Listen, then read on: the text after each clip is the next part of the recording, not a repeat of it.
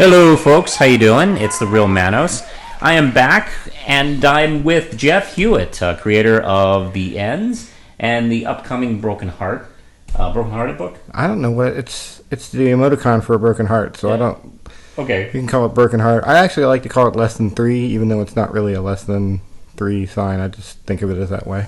Broken Heart and the book The Ends, and or the less than 3 title. But let's see. We are doing a new Primal Paper podcast. Sorry we haven't been doing the show for a little while. We got busy. Yeah, stuff happens. And we are here. We're going to discuss a few things going on with Primal Paper Comics. We actually have some news to really report anyway. We have a bunch of books coming out. We do. We have books that just came out. Yeah.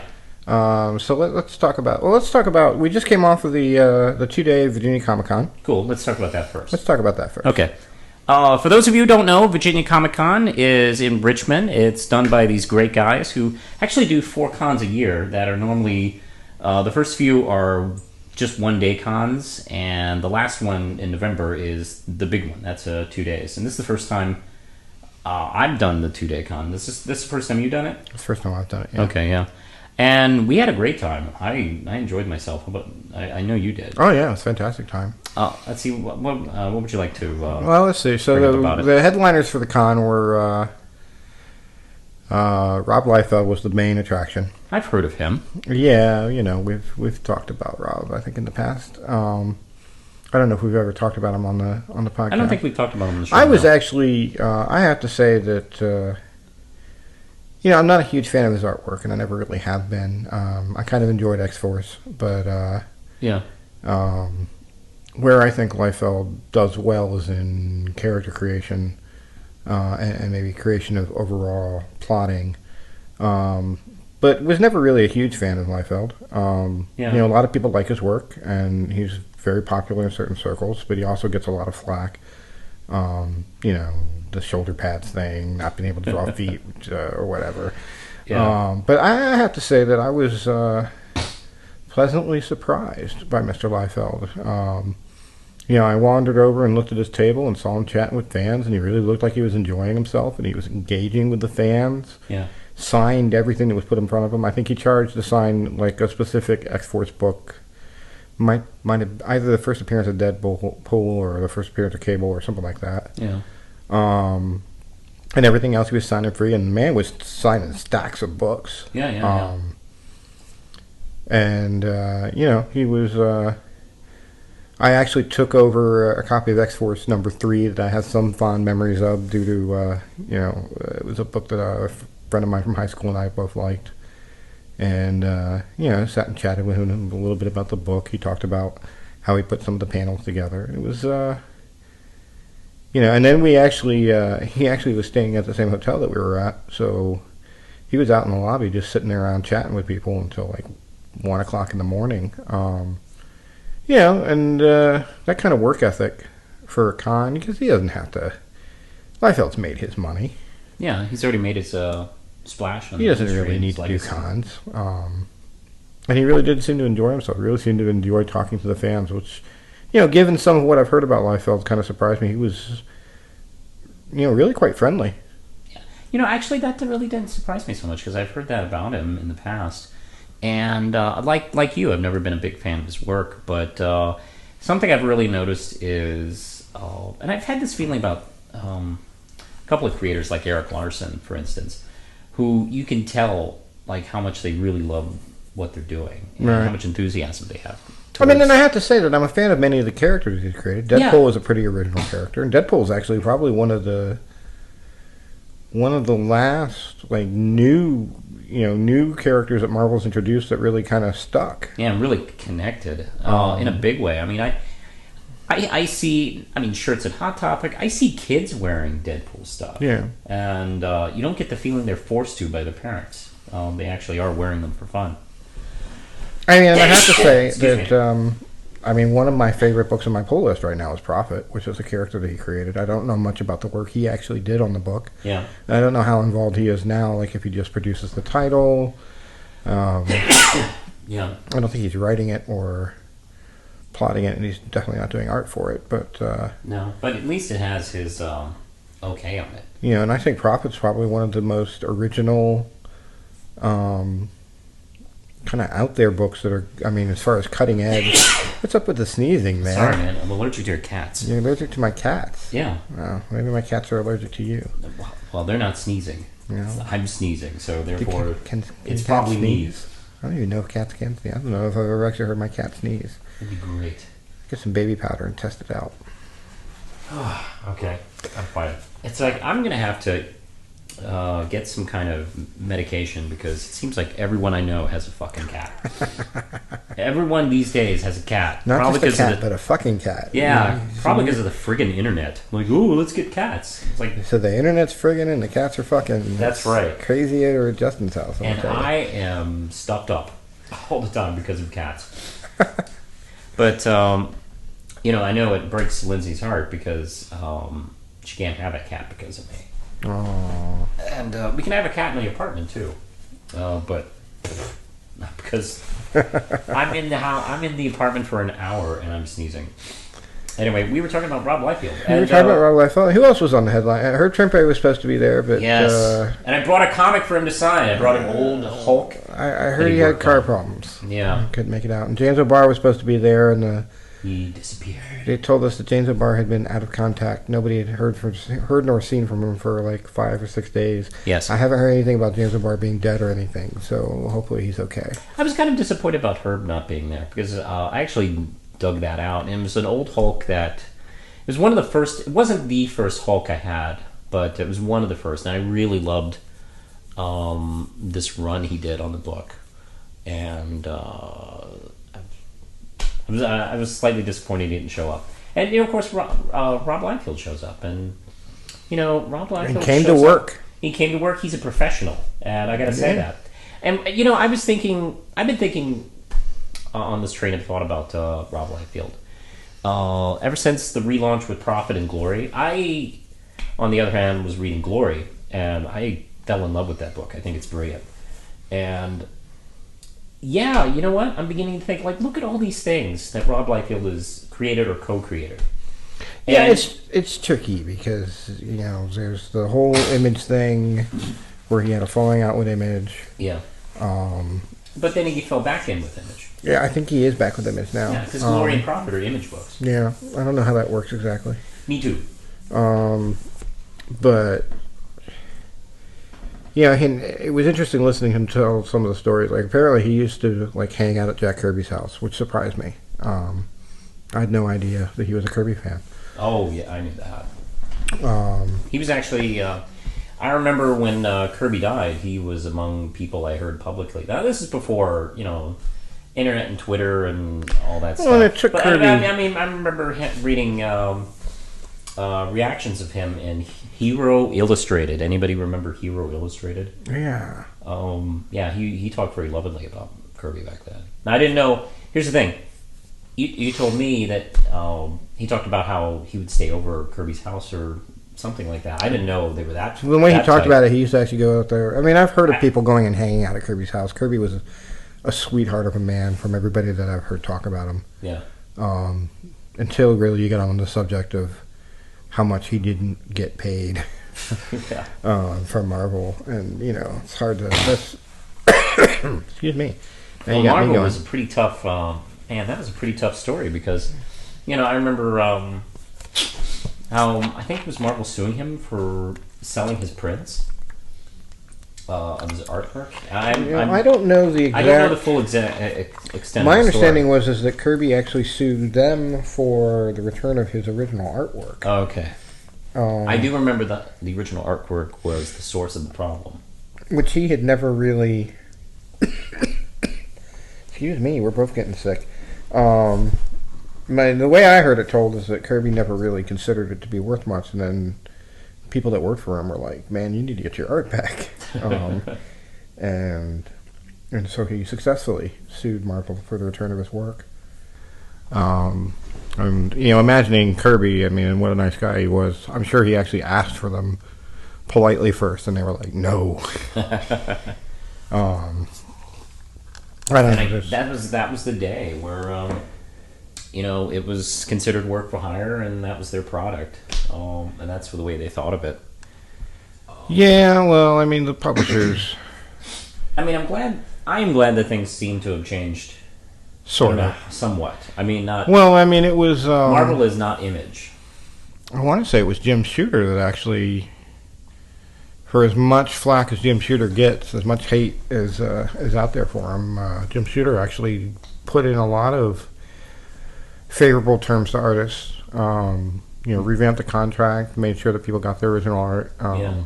I think I have to say that anything at Marvel or DC that favors artists, I think has a lot to do with the Jack Kirby lawsuit. I think what he did was. I don't disagree with that. What's that? I don't disagree with that at all. I think it was a brave thing of him, and I think it was important. I do think because I remember when Image was first taking off, they were constantly talking very lovingly about Kirby, even before he passed away. I mean, and this was at a time where Kirby really wasn't getting to do. Yeah. It wasn't really until after Kirby died that he really started to get the respect from the younger group of artists, outside of a few people here and there. Yeah. So I mean, so there's that. But yeah, I really actually enjoyed meeting Liefield. I got to meet Matt Hawkins too, who I didn't know his work all that well. I picked up a trade paperback from him. Matt Hawkins, the president of Top Cow. Yeah. Really nice guy. I gave him both copies of my of the trade paperback that collects the first 3 issues of the Ends, which also just came out. We'll talk about that in a little bit. I had a kind of a weird, odd moment at the con. Which moment was that? When I do the cons, I usually go around and I look for artists to do commission sketches of my characters. Yeah. And I'm walking around. We all approach cons differently. I cannot just sit and twiddle my thumbs when it's slow, so I get up and walk around. Bob, on the other hand, is like militant. I'm at the table to sell my books. I think I'm that way.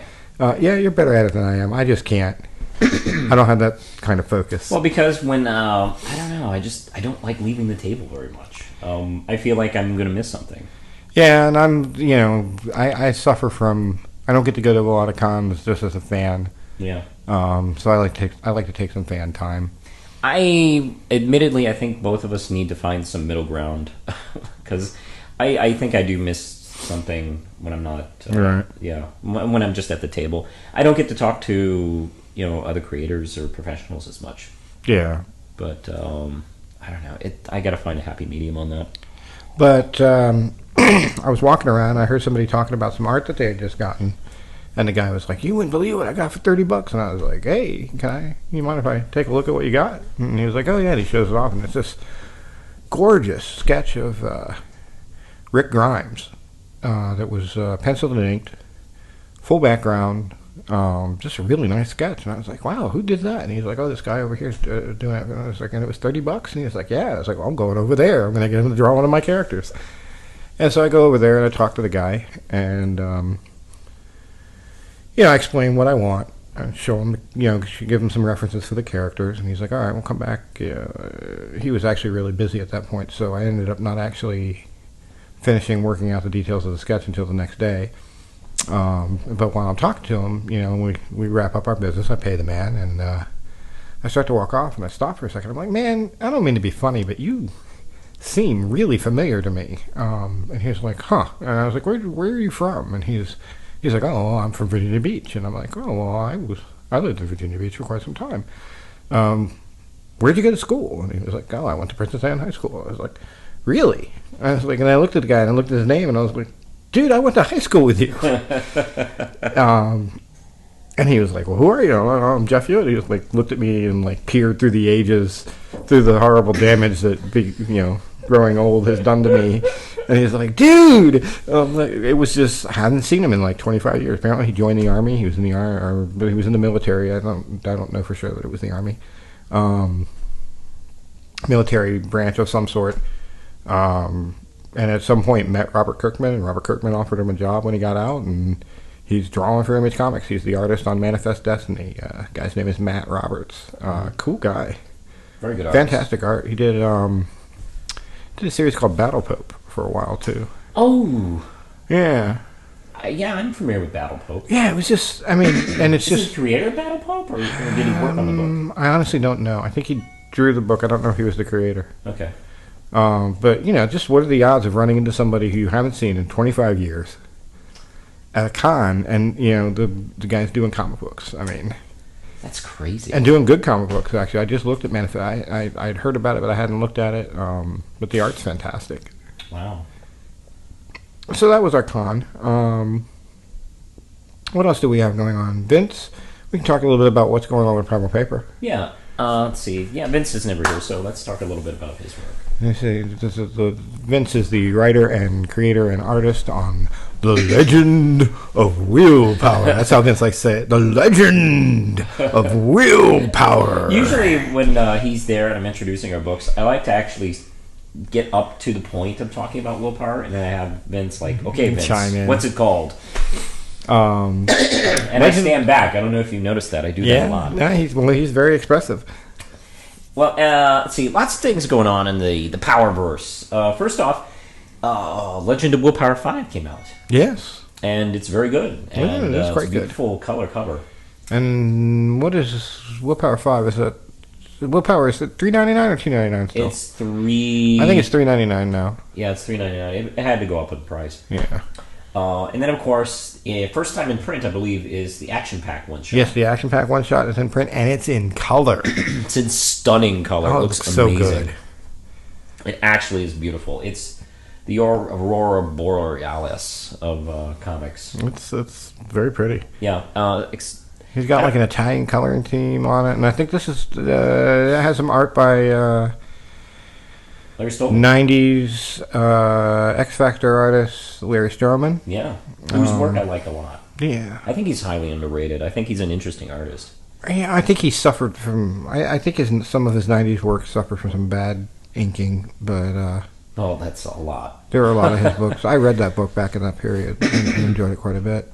I even have the first issue of Tribe, actually. And what do we got going on with Red Knight going on right now? Red Knight. Well, Red Knight 7 is in production. It's about to come out in January. It's currently being lettered, right? Currently being lettered. Yeah. Oh, I'm very excited. It's got. It's written by me as usual. JC Grande is back doing the art, and I also have a really cool cover by Shiloh Penfield. She's back doing the cover. She was the cover artist and artist for issue 6, and let's see, she does this wonderful piece. It's actually the first time we see Tom McClane without his mask off. With his mask off in color. To find out what color his hair is. That's right, because I had a lot of people telling me they thought he was blonde for some reason. Right. I never understood why. They struck him. He struck Well, it him seems as like blonde. JC has been pretty busy lately. He's been on a doing- number of books. I've been seeing his work all over the place. And he always delivers on time. That guy's a machine. Actually, he is. I'm actually, since I've never met him in person, I'm not totally unconvinced. He might be. He might be a He might be a robot. cybernetic device. That's right. He's the Matrix. I can. I don't know about that.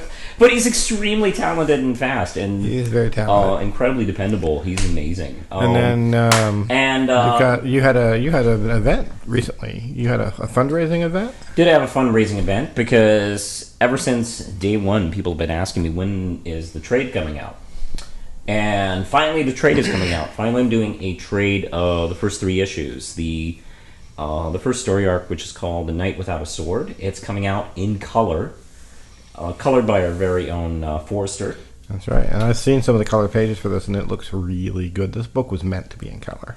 I think so, and Forrester is doing some amazing work. It's the coloring effects he's doing, and the lighting effects just looks amazing. Yeah. There's some panels that just look beautiful, and like the one I've been really excited about is the panel where Pop Girl is being blown through a wall. Right. God, I love that panel. Looks so good. Yeah. I've always liked that panel anyway. So your fundraiser was successful? It was. I did it on Indiegogo, and it was pretty successful. I did 100 over of what I was asking for. I've already paid a few of the artists, and I'm going to use the rest for the printing. And what all is going to be in this that you wouldn't get by just buying the first 3 issues? Well, Johnny, I got, of course, the book in color. I'm actually probably going to re-letter it as well with Lindsay. And the book will feature a gallery with all new picks that have been done by J.C. Grande, Shiloh Penfield, excuse me, James Harmon, the cover artist for issue 4, and he did the Red Knight: The Struggle, a short story, as well as a couple of new picks from, let's see, Nicole, I think her name is Nicole Jones, I think it is. Oh, is she doing one? Yeah, I asked her to do Very one. cool. And did I do one for you? What's that? Did I do one for you? No. Do you want one? I thought I did one for you. There's still time. I could have sworn I actually gave you a... Let's go back and look. I think I gave you one. Okay. Oh, we'll have to check. It might not have been good enough. You might have been like, this sucks. I'm not putting it in there. And let's see, Mandy Anders, who does this online comic that I think is really good, called The Book of Nosferatu. Oh, yeah. She sent me a really cool one. So it's this beautiful pic of Mr. Bird. All right. And also, Mr. Bird's the villain from issue 6.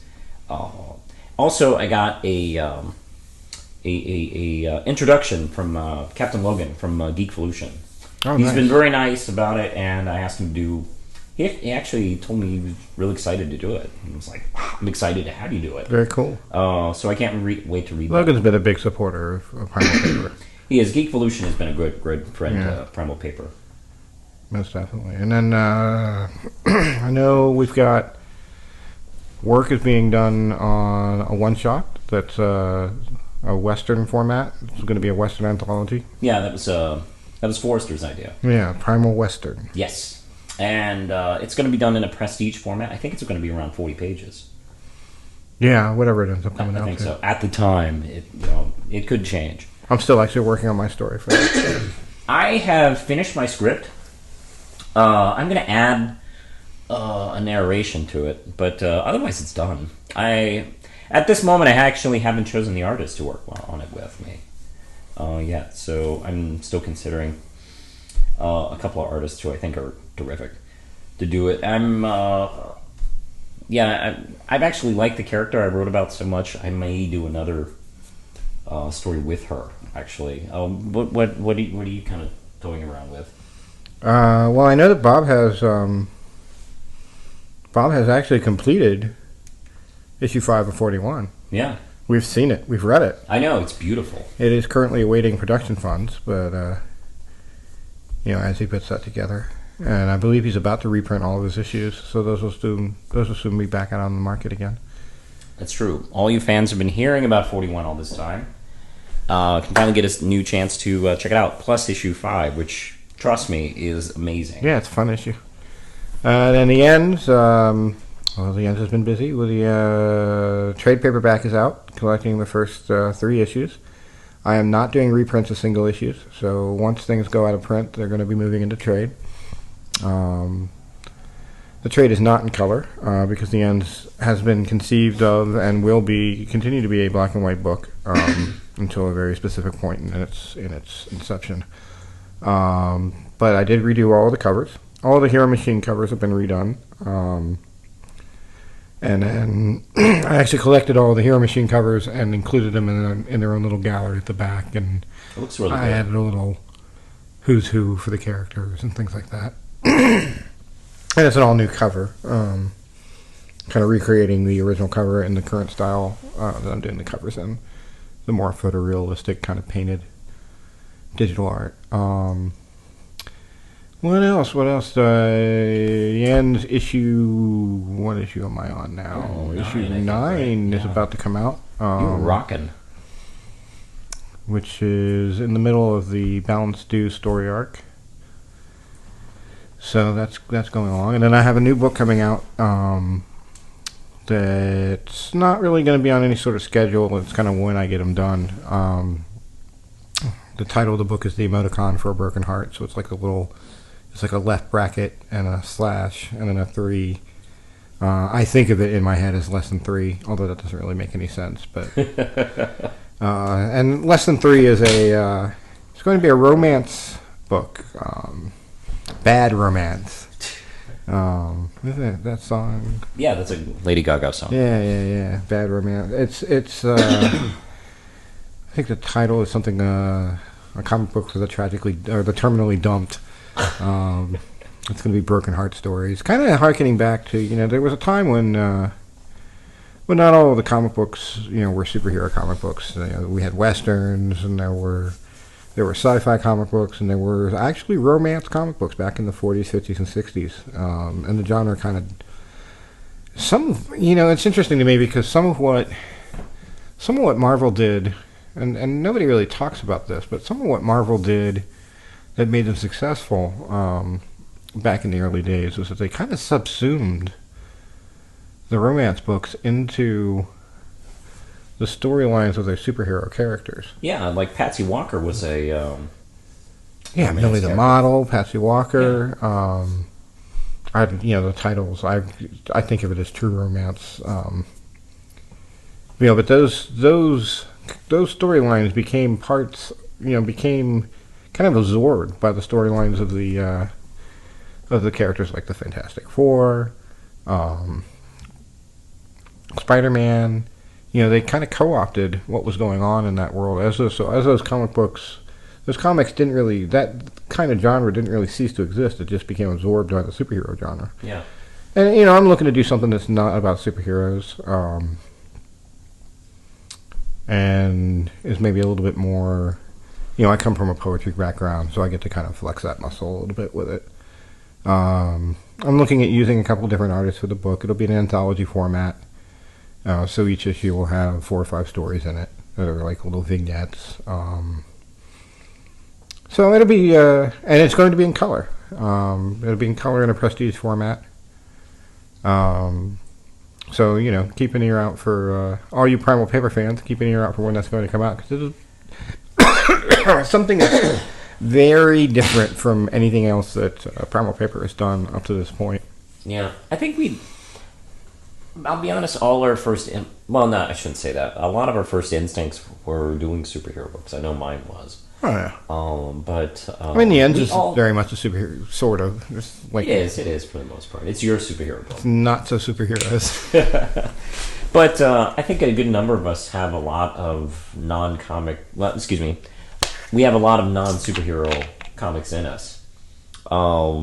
It's just Rent Night is my priority, my main comic book inspiration. But I have some stuff I would like to do, but right now the funding isn't there. I know you have, and you've already gotten started on it. Yeah, and there is, we're an independent comic book company, and we're all self-financed. We really have to,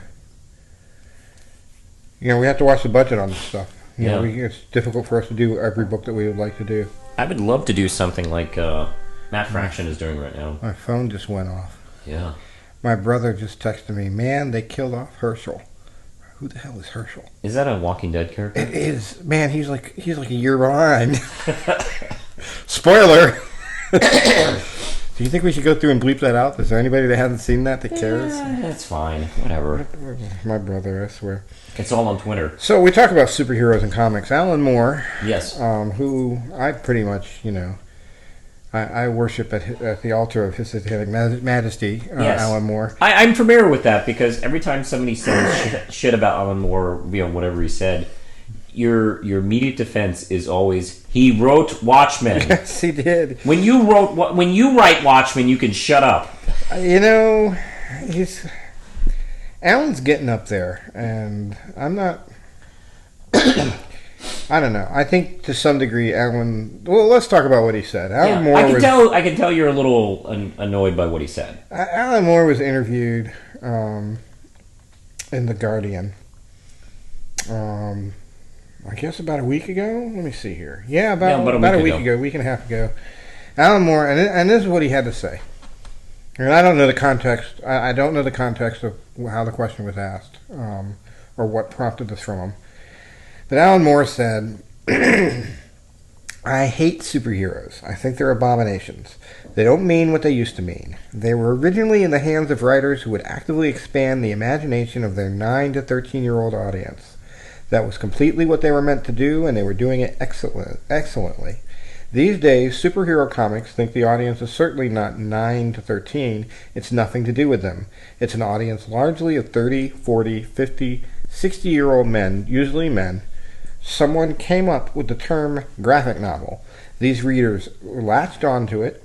They were simply interested in a way that they could validate their continued love of Green Lantern or Spider-Man without appearing in some way emotionally subnormal. That's bolded. Without appearing in some way emotionally subnormal. This is a significant rump of the superhero-addicted, mainstream-addicted audience.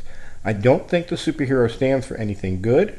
I think it's rather an alarming sign if we got audiences of adults going to see the Avengers movie and delighting in concepts and characters meant to entertain the 12-year-old boys of the 50s.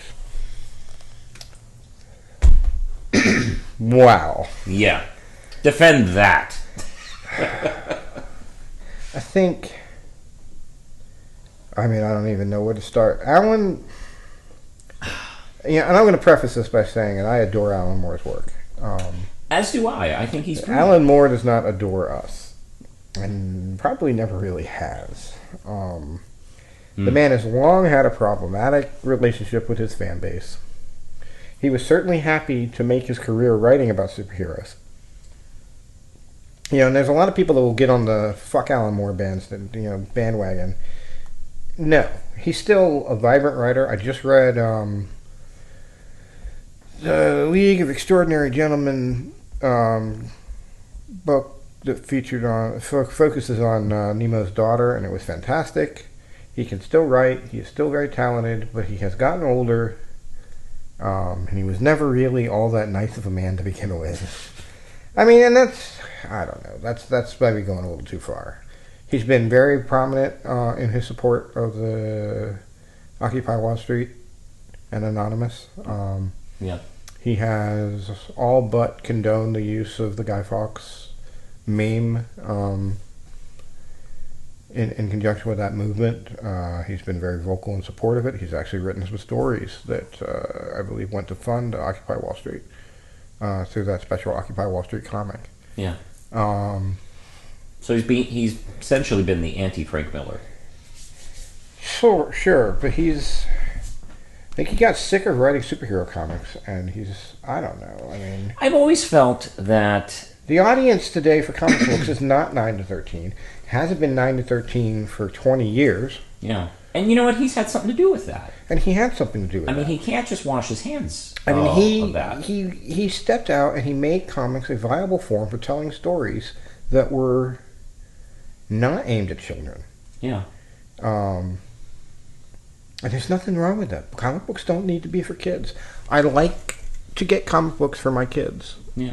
There's a section of the store, but this is the same man that I want to say. I don't have the exact language on tap, but I want to say, has gone on record as saying, it's absolutely insane to expect comic books to be for kids. You don't go into a bookstore and have to look for the adult section.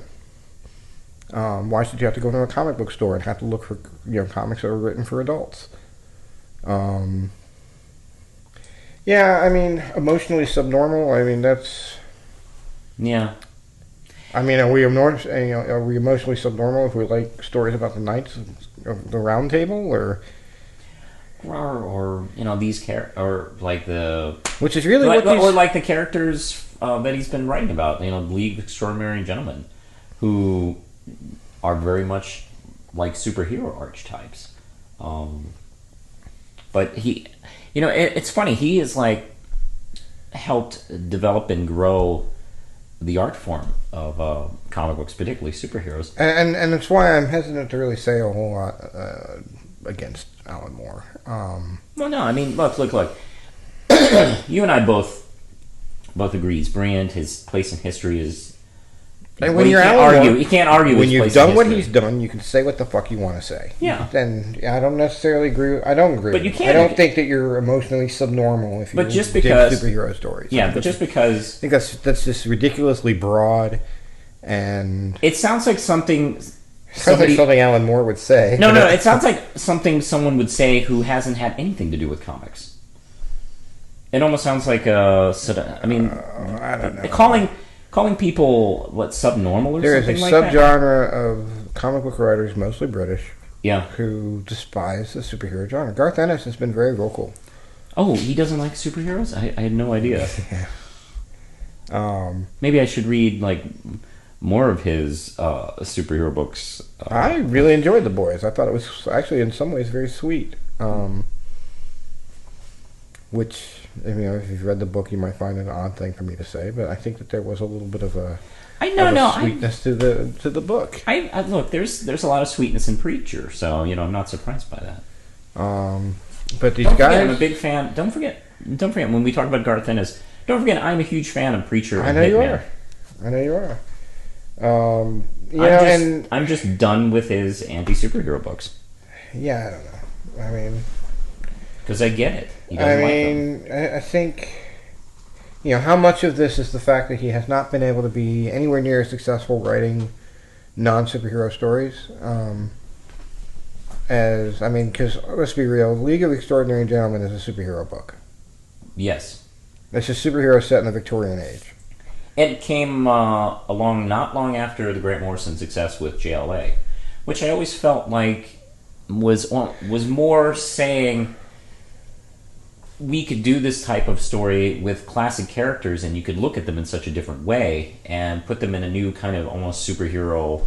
But the Justice stories League that Alan text. Moore is known for and that he has been financially successful with have all been superhero stories. Yes. With the exception, I'm trying to think of a book that's come anywhere near the same level of popularity of his work on Watchmen. Swamp Thing. Killing Joke? Maybe From Hell. Yeah. Oh, yeah. The last V bit for of books that Vendetta? he did, which was like V. But what is V for Vendetta if not about a superhero? Yeah. He's essentially Batman. He's a political Batman. Yeah. Emotionally subnormal. I don't even know what that means. Yeah, I don't know what to say about that, and I'm a little disappointed to see it come from somebody like Alan Moore.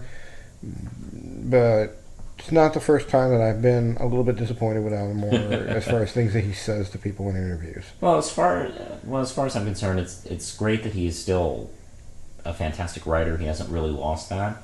His place in history is, you can't argue it, and it's not going to be changed by anything he says. It's okay to disagree with him. It's disappointing, I guess. It just, these guys, and it's not just Alan Moore. There's a strong undercurrent. You and I work in the indie comics community. We actually recently got our, I have to call them actually. We recently got our books into Velocity Comics up in Richmond. And, one of the things I noticed is that there's a dearth of superhero titles on that indie rack. Yeah. It's not about superheroes there. The indie community is, likes to kind of thumb its nose at superheroes sometimes. And it's just another way of telling a story. And, no, I don't think you're emotionally stunted if you like the Avengers movie. It was, there are broad themes that deal with humanity and with the nature of struggle and conflict and overcoming obstacles to achieve a goal that are in all of these stories. And the superhero genre is a viable place to tell stories. Maybe I'm just, maybe I'm a sad sack 40-year-old man that can't get over his love of Spider-Man. Fine, fuck you, Alan.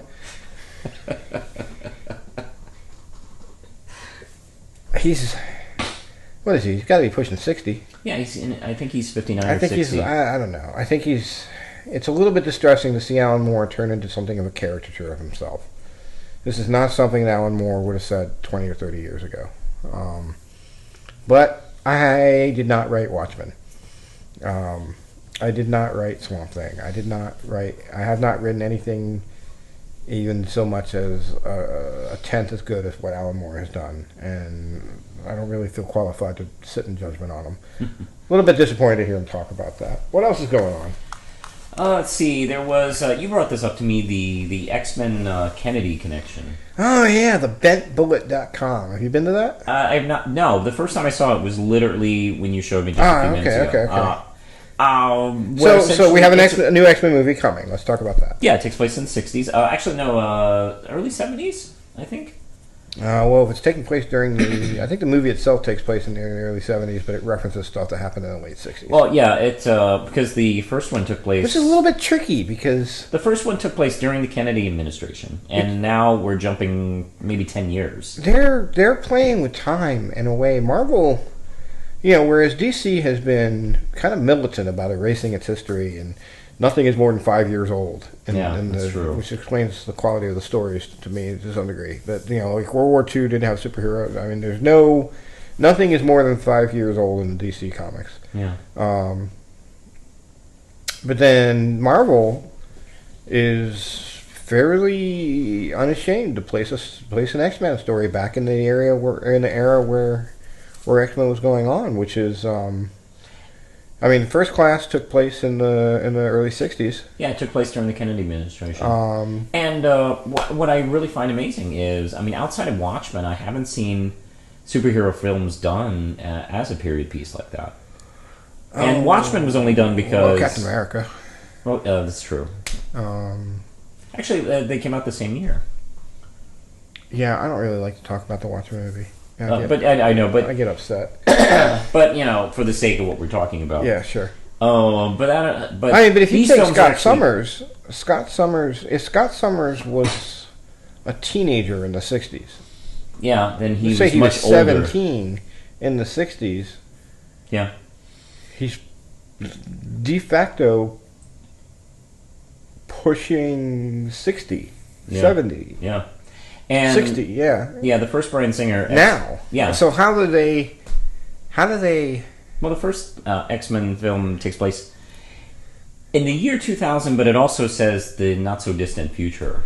Yeah. So, I've always considered, fuck that. It's in the year 2000. The Beast...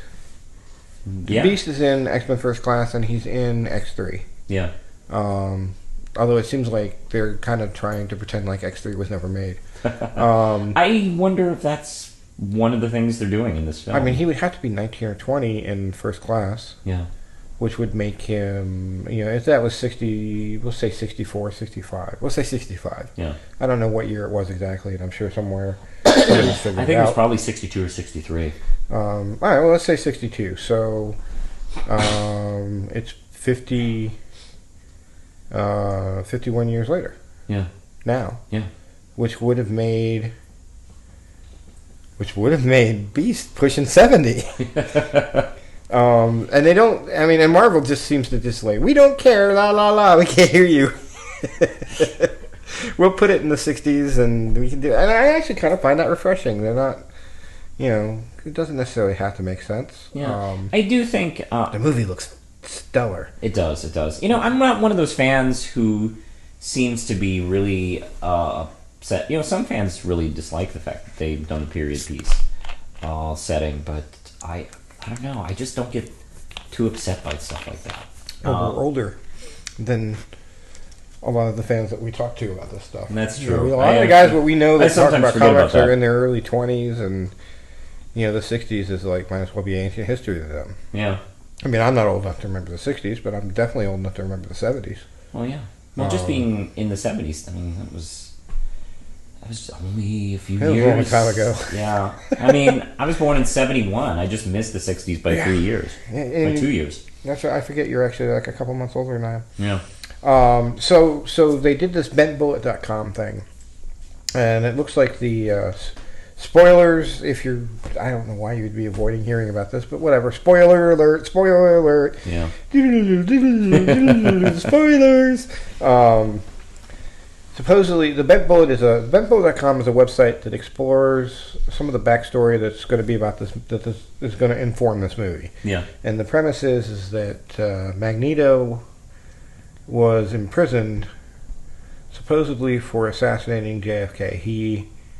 He supposedly manipulated a bullet that was fired at JFK but would have missed, and he moved the bullet to make sure that it hit JFK, and so he's been magic bullet. apparently imprisoned for quite some time. And Marvel put this very detailed, very cool, like conspiracy theory. Like it's the mutant conspiracy is that they blamed the mutants for JFK's assassination, and it wasn't Magneto, and all this like conspiracy evidence. Who really killed JFK? And it's a website. Check it out, thebentbullet.com. But they did this fake documentary. They did this documentary site, if not on the day of, pretty close to the day of the anniversary of JFK's assassination. Yeah. How do you feel about that? I don't know. It does make me feel uncomfortable. Does it feel I mean, I don't know about disrespectful, but just uncomfortable. There are still people alive that knew JFK personally, right? Yeah, there are people still. I mean, that's still. I know to some people it's ancient history, but there's still people that were still in action during that time. I mean, his daughter is still alive. His daughter is the Caroline ambassador. Kennedy. Yeah, she's the ambassador to Japan. So, I mean, where's the line there? I mean, how fun is that for her? By the way, right. You constantly see her dad's headshot, like in just casual video footage. Yeah, I mean, can't be a whole lot of fun for her. I mean, is it disrespect? I mean, but how much? Is the Kennedy assassination far enough back in history that it's like talking about the Lincoln assassination? Mm-hmm. Is it fair game for pop art? I don't know. It's at a weird point in time where it is kind of iffy, frankly. I mean, to me, it makes me uncomfortable. It made me kind of go a little bit, and I was actually concerned because they had a video, and I was like, if I'm going to click on this video and see Kennedy's head snap back, I'm not going to be happy because I really don't want to see that again. Yeah. And they were tasteful enough not to show that. They didn't show the actual assassination stuff. Yeah. Good Lord, can you imagine if they'd done that? Like to advertise a PG-13 action fest film? I don't know. That would have been really bad. I wouldn't have really liked that. They didn't cross that line. And I guess, I mean, I don't know. I guess the Kennedy assassination is part of our history, and it's probably fair game, but it can't be comfortable. And it's something we're still discussing. Like, we're still like still arguing. 50 years everybody later, arguing about that Kennedy was killed by aliens. Actually, Magneto actually is just as valid as any any argument I've heard. Sure. I'll buy that for $1. But all in all, I'm really excited about the X-Men movie. Yeah, no, it looks really good. I mean, I don't know I don't know how much. Who's the actor that plays the young? Fassbender? No, he plays the young Wolverine. Who's the actor that plays the young Xavier? Oh, I don't remember his name. He's really good. I always get him confused with James Spader, but it's not James Spader. He is not James Spader. James Spader is not young enough to be there. Look it up now. But he's quite good. He was actually in the film Wanted as well. I didn't actually see that. I saw 20 minutes of it. But what else is going on? What's his name? His name is X-Men First Class. Yeah. Please, in the comments section, don't go nuts. We're going to find out right now, so we will actually say the name. The comment section. Does anyone ever left comments? Yeah, I guess people have left comments. We've had, we'll be posting this and stuff. You're right. I'm just being. I don't know why. Oh, James McAvoy. Okay. McAvoy. James McAvoy. That makes sense. Okay, yeah. He's quite good. He's great. I mean, he looks really good in the trailer. I mean, the movie could end up sucking. Stranger things happened. What else? Also, by the way, X-Men fans, don't freak out if your favorite X-Men is only in the movie for a few minutes. It seems like this happens every X-Men movie. It does feel like they're kind of cramming a little bit. Yeah, well, to be honest, every X-Men film has felt like a little cramming. There are a lot of characters. How do you feel about the fact that one of the things that they're doing is kind of supplanting Kitty Pryde with Wolverine? In what way? Well, it's Wolverine that's coming back in time and not Kitty Pryde. Yeah. I don't know. I know why they're choosing Wolverine, because he's so popular. But Wolverine is not a guy I'd send back in time to fix things. Yeah, it does seem a little. We've all seen Age of Ultron, where that well, didn't work but out. supposedly he's much more mature and much more together. Well, I assume this will take place after the Wolverine film. Yeah. Well, they have a future storyline that's in the future. Yeah, so he's Hence, probably Days of Future Past. Yeah. So he's probably matured quite a bit. And one of the things that they talk about in the trailer, if I remember correctly, is that he's like he's much more calm now. Yeah. He's got a little bit of gray. You meds. can tell he's calm because he's got the gray in his temple. Yeah, that's a sign of his maturity and wisdom. How does Wolverine age at all? I never really bought that. I was just actually reading.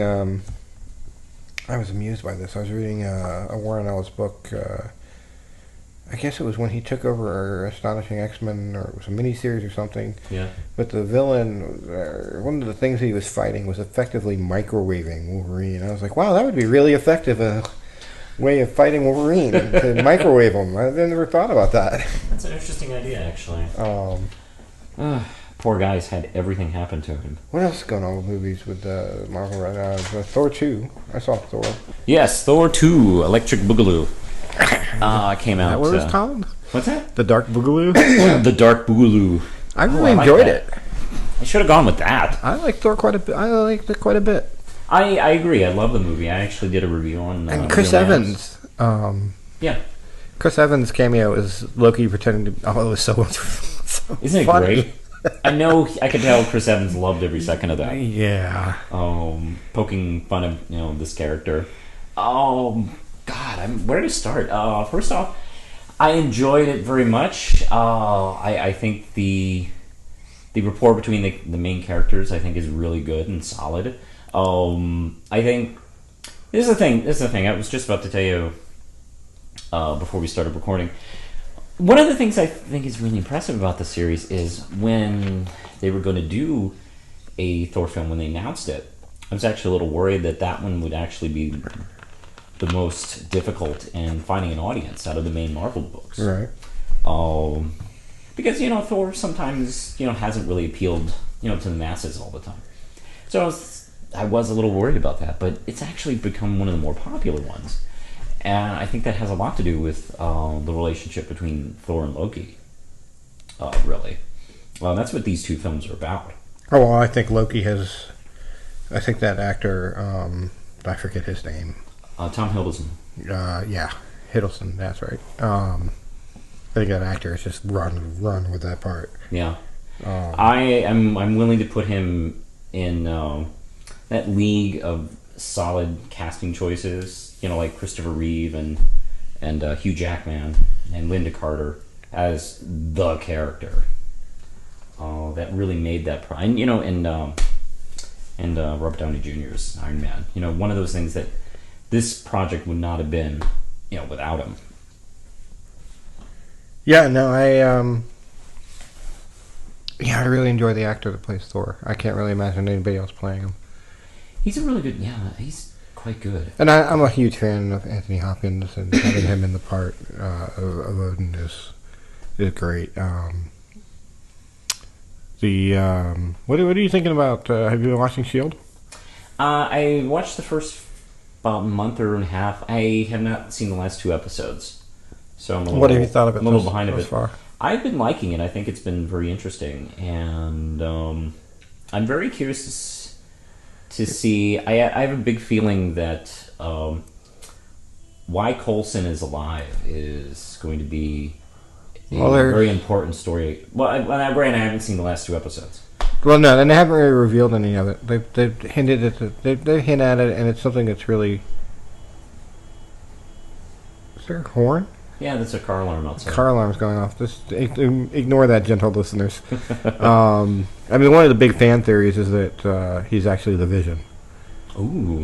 That he was never a human being. He was always like a life model decoy or something like that, and when he was killed in Avengers,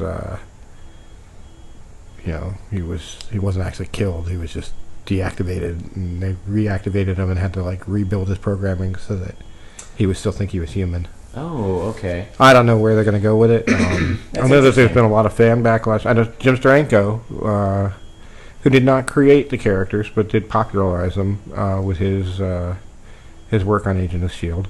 Yeah. The original comic book, which was around in the late 60s? Yeah, during the psychedelic early era. 70s. He really brought that into the book. Was not a fan of the episodes that he talked about. He live blogged about it, and didn't feel like there was any real danger.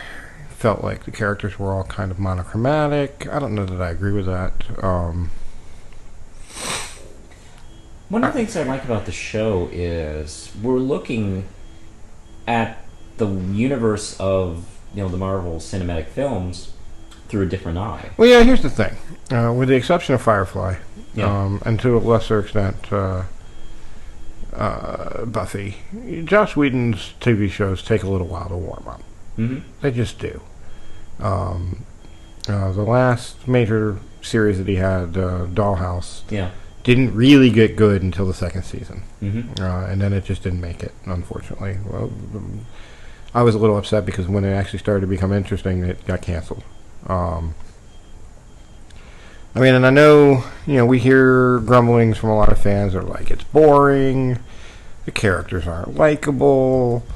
I don't know.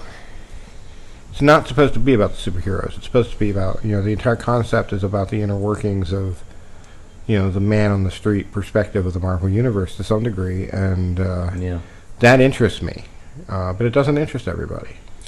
And actually, this is the show I've been kind of expecting. I don't know what some fans have been expecting. I guess a lot of fans were expecting possibly Hero Week kind of scenario. Yeah, I think people were hoping for that, and I don't know that that's sustainable. I don't think so too. A weekly TV show budget. And plus, it's, I don't know, maybe not realistic that they run into a hero all the time. I like the idea that they're running into the problems that would occur in a superhero universe, not relating completely 100% to the superheroes. Like the cleanup episode they just did from the Thor 2 movie. Isn't the plot? I didn't see the episode yet, but isn't the plot? Oh, you haven't. Isn't the plot something to do with trying to clean up the mess from London? Yeah, a little bit. Okay, and well, sort of. It really didn't actually have to be tied into the. It really could have been done at any point. I don't want to wreck it for you because you haven't seen it. Okay. So S.H.I.E.L.D. So the ratings dipped. Opened up with a 4.7 share among adults 18 to 49. Dipped to a 3.3, and then dropped to a 2.9, a 2.8, a 2.7, a 2.6, a 2.2. I'm sorry, a 2.5 and a 2.2.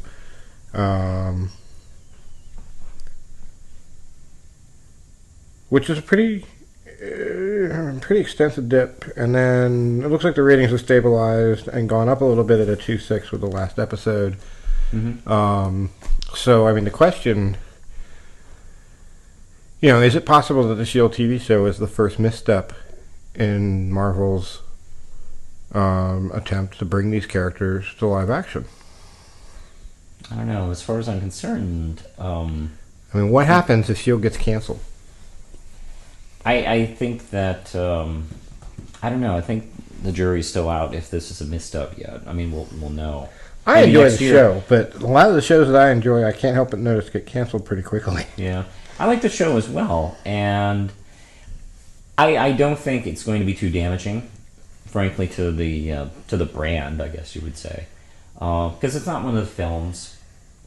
What I like about the show is you get to take a peek inside of that universe, not directly behind the back of like a superhero like Thor or Captain America or something like that.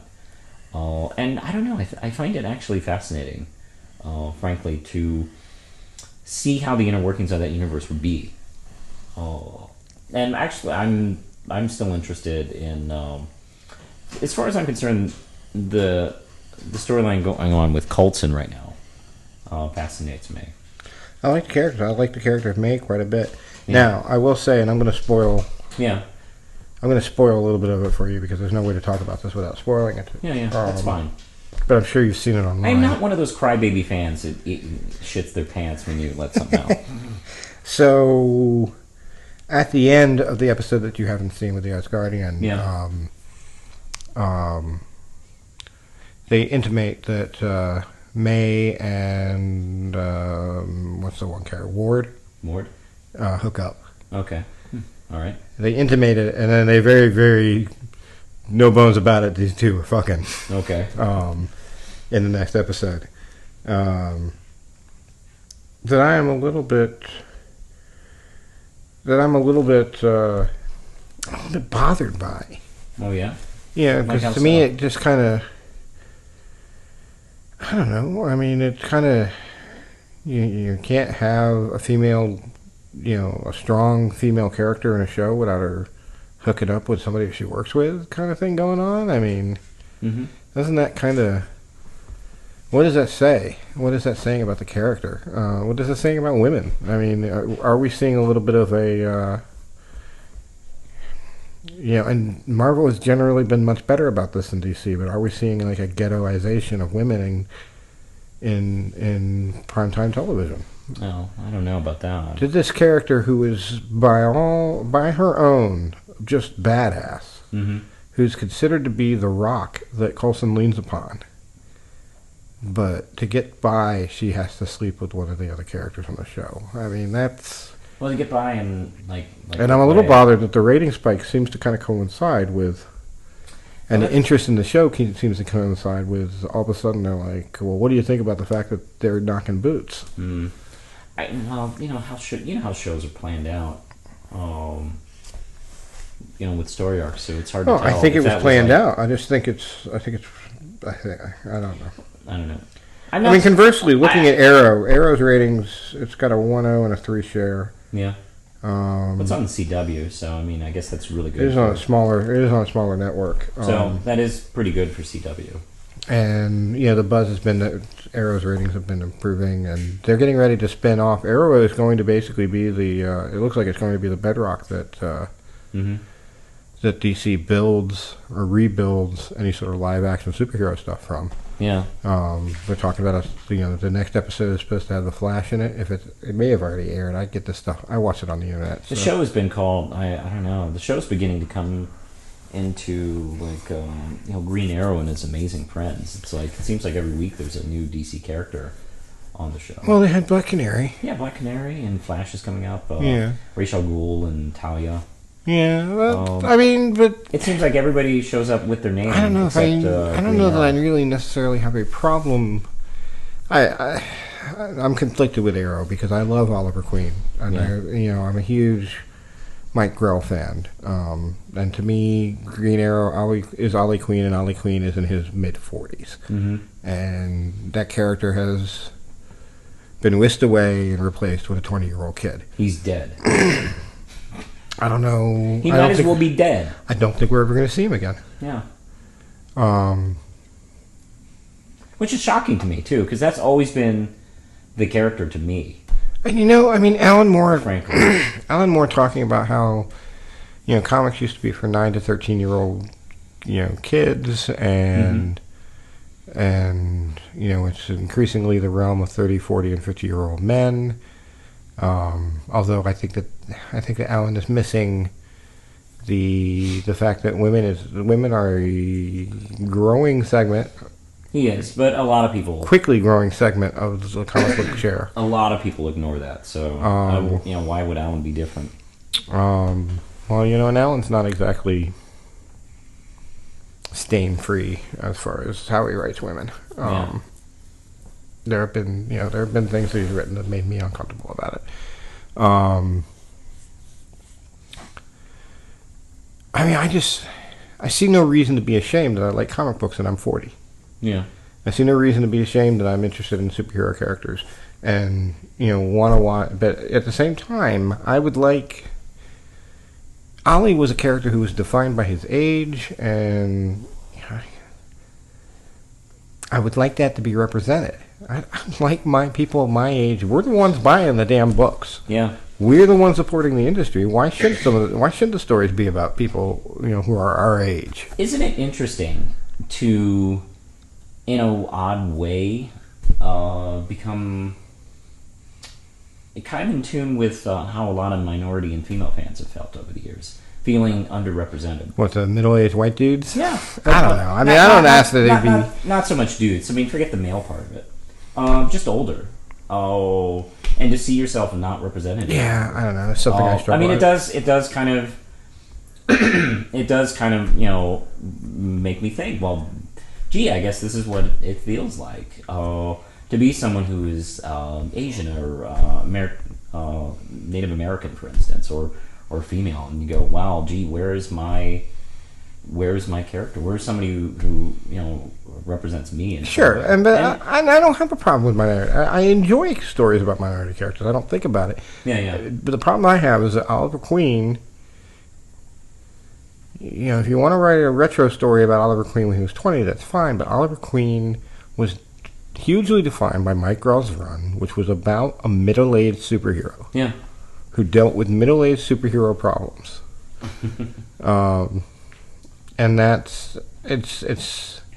I find myself conflicted because I enjoy the show. Yeah. I think it's well done. And haven't they brought in? Speaking of completely retconning in a cultural way, they also brought in Amanda Waller to the show, right? Because they're supposed to be bringing characters to the show, and you don't have to look it up. No, you're fine. I need to plug in the laptop here. Oh, okay. Excuse us while we deal with technical difficulties. Gotcha. Well, they brought into the character, and she is a really attractive, hot, fairly thin actress. I'm not comfortable with what they did to Amanda Waller. Much like, what they did in the comics. And, you know what? Amanda Waller should be... that would be a trippy story. That would be completely different. That would be a total rewrite. Yeah, Amanda Waller is this white woman with tattoos. She's married to Neil Gaiman. But Neil Gaiman exists. I know, it'd be really meta. But, no, I mean, I'm sorry. Amanda Waller should be played by Queen Latifah, or a woman who looks like Queen Latifah. Well, and they don't, and because that's not sexy enough. I don't know. How much of that is the fault of the Arrow creators, and how much of that is the fault... I mean, because they retconned her in the books, right? They retconned her in the books, and that was 2 years ago. Yeah, no, I agree with you. I have a problem with that. And I do think that has something to do with it. It's too much of a coincidence. Because I don't understand why that's... people will make the argument like, oh, that's not appealing. It's like, or it's not realistic, which is a stupid argument I've heard people say. It's like, well... she's worked for like the last generation. Yeah, most people, and she's not an action character. Most people don't look like a 20-some-year-old actor or actress. Yeah, they're not model thin. Most people in this world, if you go to the Central Intelligence Agency, which is the real life component to whatever it is, what she work at, the D. Yeah. D something. I forget what the DOE. DOA? DOE. I think it's DOE. Whatever it is.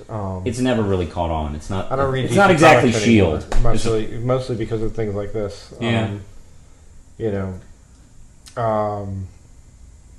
I remember that it was the Bones character. Yeah. That ran. He still works. He still runs it. Did they give him skin? No. Does anybody understand? Does anybody know why he looks like that? I forget exactly. Well, yeah. If Mr. Bones was Miss Bones, he'd still have tits. Yeah, they'd find a way to get him. And cleavage. I mean, we can pause. No. I'm just checking something. Okay. So. Yeah, so I mean that's enough about the television and the movies and stuff that's going on. What are you reading now? Let's get back to comics. Okay. Let's see. What I'm reading is What's your favorite book right now? Daredevil, or Saga, right? Or Sex Criminals. Oh, that's brand new. Sex Criminals is really good. That's a great book. And Hawkeye. I think those are my four favorites. Speaking of books that are definitely not writing for the 9 to 13-year-old range, Yeah, no sex kidding. criminals. It says on the back of it, "Don't sell this to kids. What are you, crazy?" Yeah, this is Matt Fraction being a genius. I actually love this this book, and it has enough of a sense of humor about its premise. It's really smartly written, and the art is beautiful. I know probably the art doesn't get talked about as much, but I love. Who's the artist on that book? The artist is Chip Zdarsky. Not familiar with Mr. Zdarsky myself, but wow. Name sounds kind of vaguely familiar. It's really beautiful and has a nice cartoony feel to it. I love this book a lot. I love Daredevil a lot. Mark Waid is perfect on this book. I also really like Captain Marvel, frankly, from Kelly Sue DeConnick. And I'm pretty excited about the relaunch, although to be honest, I'm not particularly excited about them renumbering the book. Which book is this? Captain Marvel. And what are they doing with it? They're well, DeConnick is still writing it. They're going to put on a new artist, and they're renumbering it, which frankly annoys me. Well, why? Because they want to get more attention? I guess so. That's usually the reason. Are the sales like... The sales are okay. The artist they're getting on it has worked on X-Men. I think his name is Perez. I don't remember. You say Perez, no? George Perez. Yeah, that'd be great. George Perez, yeah. I'd lose my shit if George Perez was drawing Captain Marvel. Captain Marvel. The problem with Captain Marvel book is the artists have been good, but they're not the kind of artists I would put on a mainstream fun superhero title. They're just not. Their styles just frankly don't seem to work. They're very much acquired taste. Yeah, and that's not the kind of artist you want to put on a book like this. If you want to grow it, and if I know Marvel really wants this book to take off, well, those aren't the artists you put on them. They would really like Captain Marvel. It's no longer Ms. Marvel. Yeah. Chip Zdarsky is a Canadian comic book artist and a journalist. Oh wow! Ooh, fancy. Interesting. He was born Steve Murray, but is known by his fan base as Chip Zdarsky. I wonder why that is. Maybe it was his pen name. Been involved in the Toronto comic scene for the last decade. Worked on his own comics, Prison Funnies, and Monster Cops. Yada yada yada. He's a co-founder of the Royal Academy of Illustration and Design. I don't know his work all that well. I think this is the first thing I've really seen of his work. He's going to be doing an Invincible. I'm sorry. He was working on a book that was also done. Such Criminals is really the first big work that he's done. I like the art quite a bit. Yeah. Oh, you know what? There's another Image title I like a lot. Lazarus from Greg Rucka. Okay. I'm not familiar with it. I think you'd really dig that book. Possibly. If you want, I'll loan you my copies. I think it's very, very good. Sandman Overture is out. Oh, yeah, that's right. It came out. What did you think of the first issue? I felt it was perfect for a comeback issue. To form. To be honest, it felt like it was just the next month after the Wake issue. Like we just waited 25 years for the new issue to come out. Yeah, it was just like, it's like Kevin Smith has been writing. Williams' artwork is phenomenal. It's like Kevin Smith. That's not right. Kevin's very busy smoking that weed and doing all those podcasts. And buying hockey shirts. And boning his hot wife. Yeah. But anyway, it just felt natural and didn't really feel like anything was uncomfortable. And yet managed to reveal something, managed to surprise and reveal something new about the character and the universe that it takes place in. Yes. That there is, they talked about the aspects of the, that the Endless were but aspects of these universal constants, but they never. I mean, they show you in the original Sandman, that Daniel replaces Morpheus. Yes. And that that this has happened once before with Despair, that Despair had been replaced. Mm-hmm. But they never. They intimate that they intimated Gaiman intimated in the original series that they had different aspects for different worlds. For instance, Martian Manhunter. Yes. When he sees Morpheus, he sees his version of Morpheus. And everybody kind of sees it, but but it was a little bit odd because you never see him dealing with other worlds in the run of the series. Morpheus, the Sandman, Dream of the Endless, is generally dealing with Earth. There is that story from Endless Nights where he is with this woman. He takes her to this ball that apparently is populated by representatives of suns and stars. But it's still actually the solar system, isn't it? The solar system, yeah.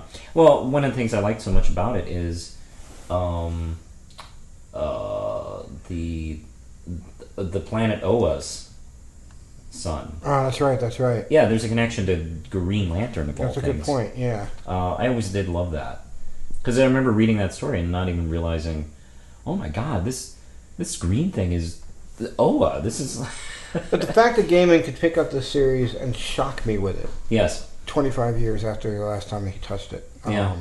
And it doesn't seem like he broke a sweat. No. I mean, it was well written. Stepped right back into the characters. I also love Williams' work on it. I thought he was an excellent choice. The art is phenomenal. There were some variant covers. I, of course, picked up the Dave McKean because me too. I have a fierce loyalty to Dave. As far as I'm concerned, the concept of variant covers for Sandman is just kind of silly. Although I like the J.H. Williams cover. Me too. You know what? You know which cover I bought? Which one? The Dave McKean one. Yeah, I did too. I briefly... Actually, I think... Did you try to get the Jay Lee cover? Oh, yeah. Or, no, it wasn't Jay. Jim Lee. Jim Lee. Oh, there's a Jim Lee cover? There's a Jim Lee cover. It's not bad. That's a hilarious... It's not bad. That's hilarious. And you know he's a fan of the book. How can you not be? Yeah. I momentarily thought about the J.H. Williams cover version. Cover. Because it's beautiful. It is. But it's like... Dave McKean is the cover artist for Sandman. And that's it. The end. Yeah. So, yeah, I picked up the... I mean... He hasn't done a cover for this, forever. So, like, why miss that opportunity to pick that up? So, yeah, I just thought it was great. I understand it's going to be postponed for issue 2. I think it's supposed to come out in February, right? Or yes, there has been a huge delay on the second issue. Okay. DC has been keeping kind of tight-lipped about why, but it really can only be because J.H. Williams was taking his time drawing it. Yeah. I can't imagine that Gaiman's a consummate professional. This is not. This is the guy who was able to take part in the 8 and 8 project. Yeah. I really can't imagine that it's because of Gaiman. Mm-hmm. And maybe then who knows? There may be some behind the scenes. Not like J.H. Williams' relationship with DC is the best it's ever been. Mm-hmm. Why? I'm sure it's totally cool right now. It's entirely possible that Gaiman might have had to flex some muscle to keep him on the project. Oh, wow. Because after all, he did get the Sandman project before he quit Batwoman. Yeah. So, and I haven't heard anything like that, but it's not, just as far as raw conjecture from my part. I hope that has nothing to do with it. I hope that's not. J.H. Williams is so good. He's actually one of my... That said, if there was something like that, it's just, it speaks to, the kind of power that Gaiman holds in his hands over there that not many creators do anymore with DC.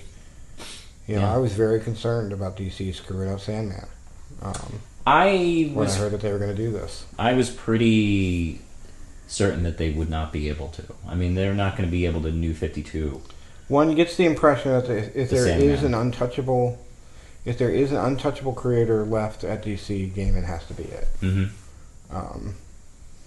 And I hope that he continues to enjoy that status, because I would hate to see what they would do to his characters. Ugh, I could just see like a skinny Despair. That would be... she's all sexy. I think that would probably be... Oh, that's wrong. Well, I think that just about wraps it up for us here tonight. Let's talk about the cons that we're doing. We've been working out our con schedule So we're definitely looking at any of the VA Comic Cons. We're going to do those. Yeah. Because that's our community. Yeah, that's our people. If you go to the Richmond, Virginia Comic Cons, we're going to be there this year. There is some concern because Richmond Wizard World is moving into Richmond. Yeah. And we will likely do that show. I'm a little concerned that it may hurt the VA Comic Con scene some. Are they the same month or nearby each other? No idea. No, well, VA Comic Con hasn't actually announced the next dates. Okay. But it's, Richmond's not a big town. There's some questions in my mind as far as how many competing cons it could support. Although it does seem to have a pretty vibrant con community. There's Raven Con. There's yeah. I believe as long as they don't take place too close to each other. Richmond Con has its thing already. It has its fan base and has its people. It does have the advantage in that it is a show that is entirely devoted to comics. Yeah. It's not about movies. It's not about other properties. It's about comics. And also it takes place 4 times a year generally. So, they already have that going for them. Yeah. We will continue to support VA Comic Con for as long as they do Comic Cons. Yeah. And I hope that they continue to do it for many more years. But we will also probably do Wizard World, because how can we not do a Wizard World if it's right in our backyard? Yeah. As far as I'm concerned, the more comic conventions in Virginia, the better for me. So less we have to travel. Yeah. So we're talking about Philly Comic Con. Yeah. Philly Wizard World. I have not done Philly comic convention since '94. I went last year as a fan and had a blast, and I'd love to do a table there. So we're going to work that out. I would love to do that. I think I told you when I went to Philadelphia Comic Con, that's when Peter David and Todd McFarlane had their debate. Oh, yeah. That was where I saw that. That was quite a show. Actually, I forgot. Peter David very much...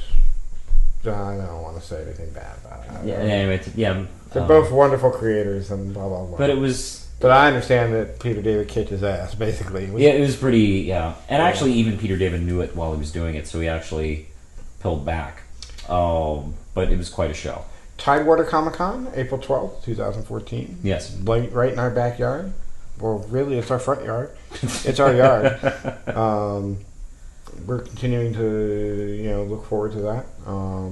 We're talking about doing Awesome Con, I think, for the first time. Yeah, we got a leaflet for it, and it looked pretty impressive. Yeah. Fair table prices. And we really want to do a show with... Bob Frantz of 41. Yeah, we haven't done a to show see with Bob. Because he moved. And he's one of the originators of Primal Paper Comics. What we're doing right now has a lot to do with him. So we'd love to do a show with him. We just have to figure out, where, maybe the West Virginia show, or maybe we'll make the trip up for Columbus Con. I don't know. We'll see. All right. Anything else that you've got that you want to tell people about? I'm trying to think. Well, let's see. There is the planned Tidewater Con. I just talked about that. Yeah, Federale. That's kind of it. I am interested in doing Heroes Con, but I think I might just do Heroes Con by myself, I think.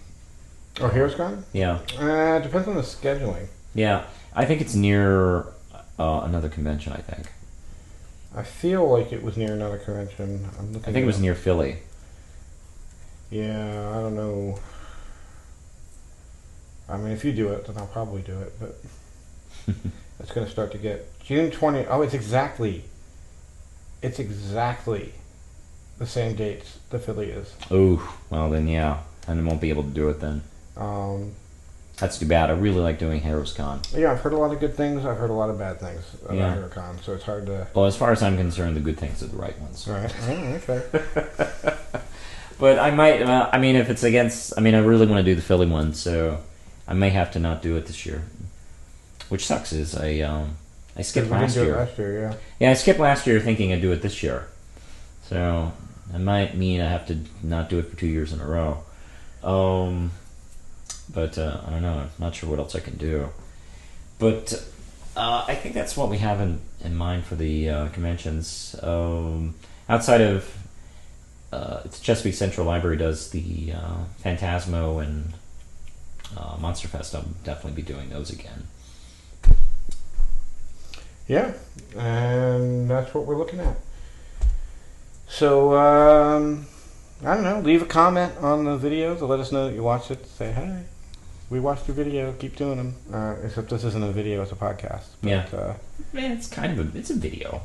And keep an eye out for some more Primal Paper goodness. We'll probably do another one of these in about a month or so. Yeah, let's try and do one for January. And Justin and I are talking actually about doing some of his videos together. I may make a guest appearance on some of his. I've been dying to have somebody do videos with me. Want somebody to fight with on my video. God, yeah, that'd be. I'll be honest. New X-Men sucks. Old X-Men's better. I'll be honest. I would not mind that. I wouldn't mind getting in a fight about something. Well, that pretty much covers it. Until next time, this is the Real Manos and Jeff signing off. Peace.